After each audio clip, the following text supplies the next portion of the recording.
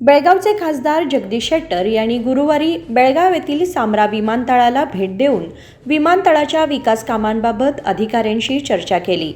यावेळी जगदीश शेट्टर यांनी बेळगाव एव्हिएशन ऑथॉरिटीच्या विकासाबाबत राज्य व केंद्र सरकारकडून प्रलंबित विकास कामांबाबत संबंधित विभागाच्या अधिकाऱ्यांशी चर्चा करणार असल्याचे सांगितले।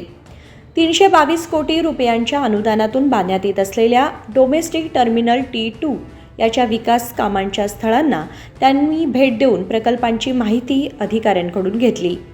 यावेळी विमानतळ संचालक S Tyagarajan, DGM PS Desai आणि इतर अधिकारी उपस्थित होते।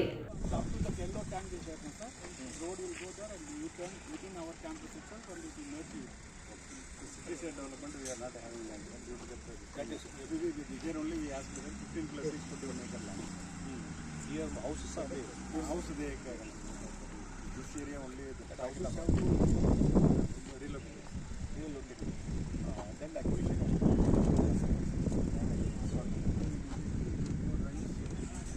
due to this here only